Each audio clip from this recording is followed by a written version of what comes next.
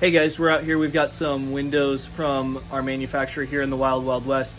We've got a casement window that we want to show you how to adjust. Sometimes they don't latch well, and so we've got a small adjustment that usually can loosen that up and make it a lot easier for us. Today, Joe's going to be running us through how to do this, but first we're going to take a look at the window, what's going on, and then he's going to walk us through the fix. So, bringing you around to our casement window right here. We've got our crank on the inside that'll open us out right here. We've got 3 plastic interlocks, one here, one in the middle, and then one up top.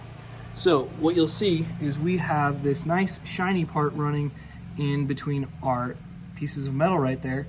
That's called our thermal brake. So it's a high density, not even sure what kind of material it is, but it basically breaks the metal from the metal, and then we've got a dual paned piece of glass that allows for a stop of the heat transfer from the exterior, especially here in Arizona where we're looking at 115 in the summer, keeps that from going to the inside. So you'll see that our plastic interlock is lined up on the edge of our thermal brake right there.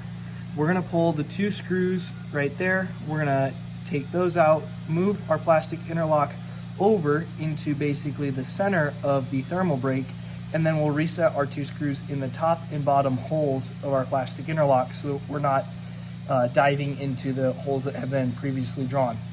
We've got some tile guys inside, so I'm not sure what the audio is going to sound like when I walk in there, but I'm going to walk around, see if we can operate the window, show you guys what's going on, and then we'll bring it back outside and talk about our solution.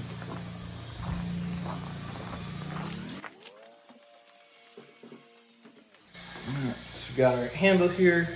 This is our latch.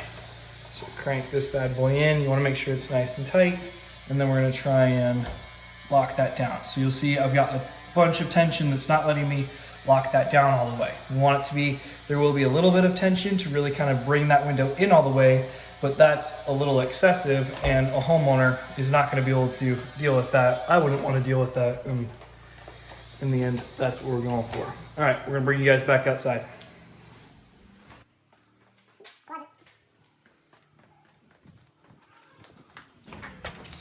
All right, Joseph, my broseph, walk us through what we're doing. So, pretty straightforward process like you were saying earlier. We're gonna pull this screw, and then we're gonna move this guy, cant it out a little bit to where it lines up in the center. And once we got that screw pulled, we're gonna center punch the new spot where the hole's gonna be for this guy. And a lot of people, actually, this isn't that they didn't touch on. You're gonna see 4 holes here, not because 4 screws need to be here, but in case something like this does arise. And you'll see there's more than just these interlocks on a lot of doors where, you know, they'll have multiple spots where you can make holes. 4 screws would be overkill.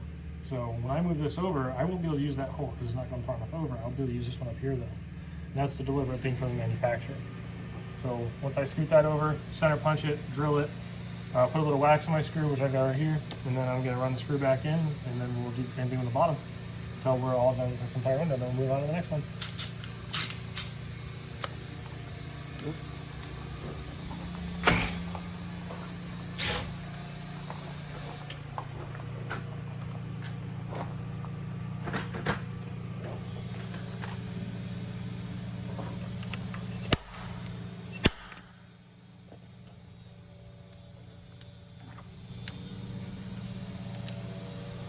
Certain manufacturers use different size screws. This particular screw size is going to accommodate an 1/8 inch bit really well. That's a particularly long screw. Self-tapper actually, which isn't what they typically would use. It's pretty interesting to see. And that wax really helps guide it in because these screws are going to be stainless 90 to 100% of the time with this particular manufacturer. Not necessarily in all, but it does help. Got a bunch of self-tappers in this one apparently. It's interesting to say the least. Got a bunch of noise going on today too. Yeah, lots of people, lots of trades. We're not the only people here. Trades, helicopters, All kinds of good stuff. air by.